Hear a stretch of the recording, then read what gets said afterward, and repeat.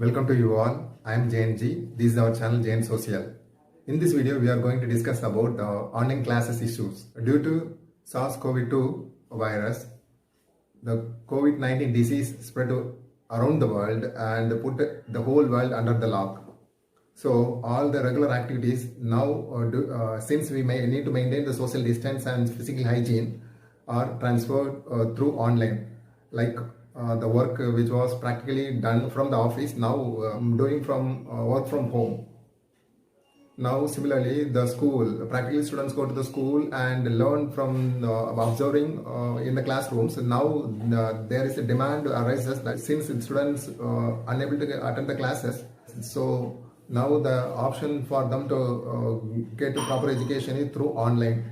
In this video, we are going to discuss about what are the issues in online classes and who are the actors involved in the online classes and what are the steps the government had taken regarding this, why the private schools are so eager to take classes through online, and is there enough infrastructure facilities available to the students? Is it inclusive education? That means which will cover the entire student community, physically challenged, mentally challenged, and the poor and marginalized students? These are the big questions. Let me look into the issue in depth. Before we get into the issue, friends, if you are not yet subscribed our channel, please subscribe our channel. SWIM platform, which was developed in 2014 by UGC to provide online course material to the free of cost to cover students from 9th standard to post graduation, and it aimed to connect about 3 crore students. Those aspiring minds can go to the websites directly and access those material and develop their skills. And even the experts taken classes are still available, and there are so many technological videos still available in YouTube. Now there are 33% of private school, they started to take classes online and without getting proper guidelines from the government initially, and they made a schedule themselves after, because of public pressure. Since the school started to take classes, the government come up with the few guidelines, and the guidelines also not solid. Over a period it has been kept on updating, but national sample survey says only 11% of household in India have computer, and 24% of household only have internet connectivity. Even the internet connectivity is reducing when you move on to rural areas to 15%. Smartphone availability is increased. First, the private schools are why so much keen on taking the classes through online, because those who have at least some basic facilities, they started to take classes through online to get more to attract more students. And if they are not in the race to take classes, then they may miss their student strength in next academic year. So they started to take classes through online, even though they don't have enough infrastructure facilities. The teachers were in a forceful environment where they need to have smartphone and internet connectivity, everything in from their pocket money, and take classes, send a report. Even the regular classes may finish before 4 or 5 o'clock, and the rest of the day the teacher can spend time in their household activities. But now, since they are taking classes through online, there is no time limit at all. Even low o'clock of the day, they need to spend a report. Report is not simple report. They have to text it in a small smartphone, about 6 or 7 page A4 sheet text. Even though they are not physically direct contact with the students, they need to evaluate their report through online and submit to the higher authorities. Even doing all the hard labor, the teacher, but they didn't get enough payment for their work. Since COVID-19, few of the state government raises the issue, their resources were vanished off for spending much on health. They plan to reduce up to 30% salary of state government employees. But in private school, the situation is very harsh and very painful. The graduated teacher initially getting a payment about 6,000 rupees per month as salary for taking classes in school. Even now their salary reduced to 40%. So now they may get around 2,500 rupees. The government has stopped running government buses. If a teacher is going to the school by two-wheeler, then they need to spend the money they are receiving 2,500 per month salary, that is 40% of the regular salary.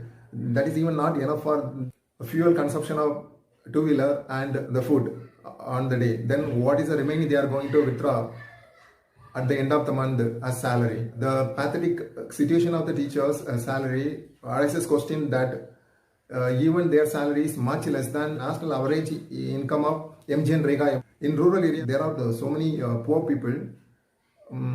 They are unable to afford the cost of online classes. If in a family there are 4 or 5 children, they are unable to provide a smartphone for every student.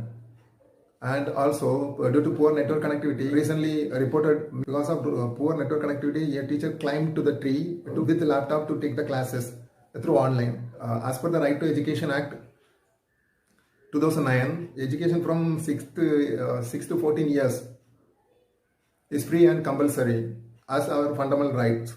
In the urge of taking classes online, the poor students and physically and mentally challenged students, they are unable to afford. Educational activists are suggesting that make this academic year as zero academic year. That means through whatever possibility the government can try to teach the students, and the students can learn whichever the way they can.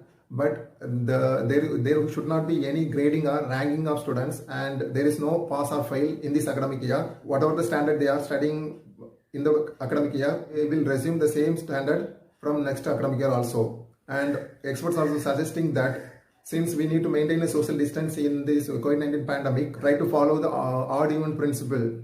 That means 50% of students come to the schools on first day, then the remaining 50% students come to the next day. Similarly, the process follows. In that situations also not acceptable in a circumstance where at least 1 to 2 meters social distance.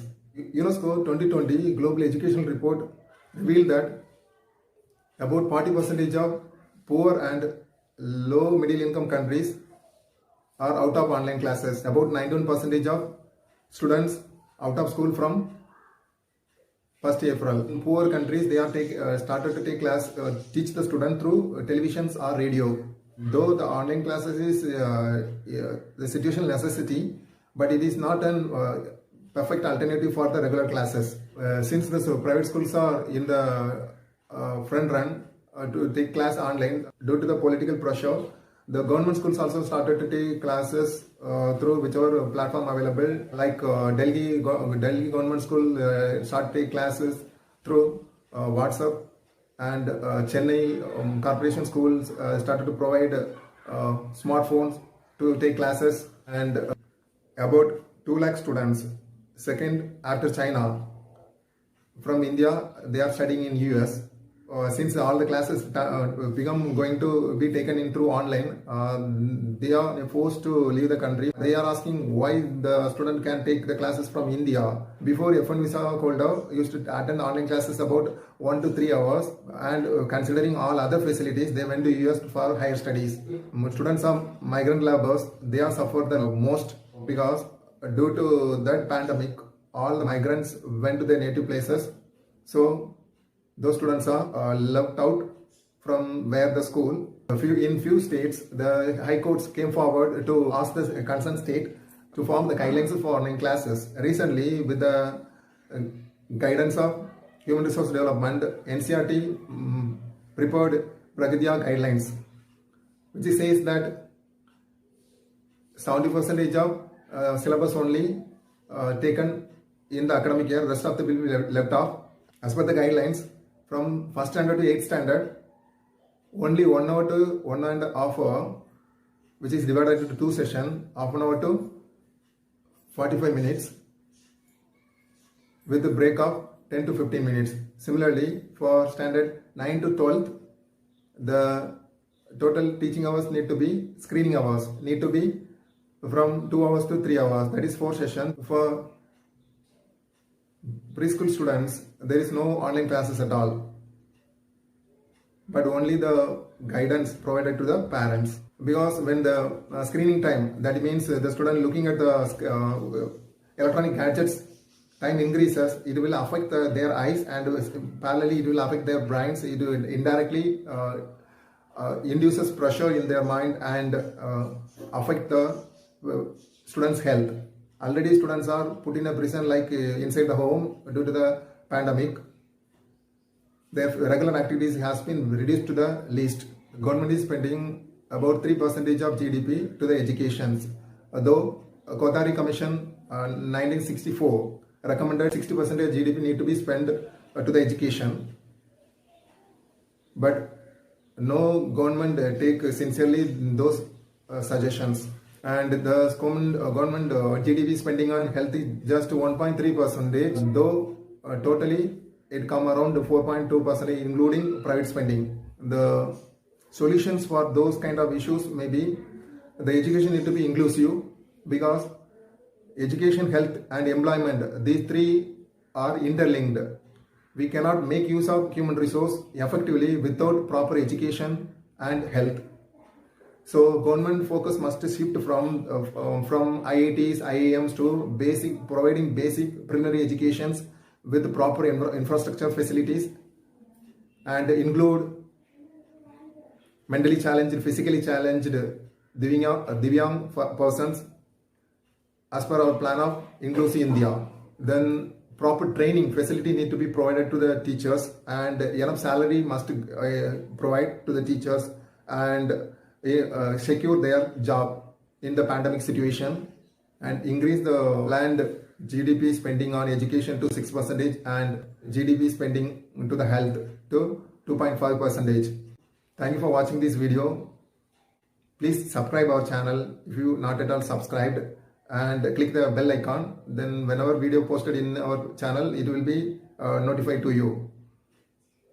If you like this video, forward to your friends and comment about your opinions and what kind of topic maybe we need to take in the future. We shall meet again in our next video. Until then, take care. Love you all. Bye bye.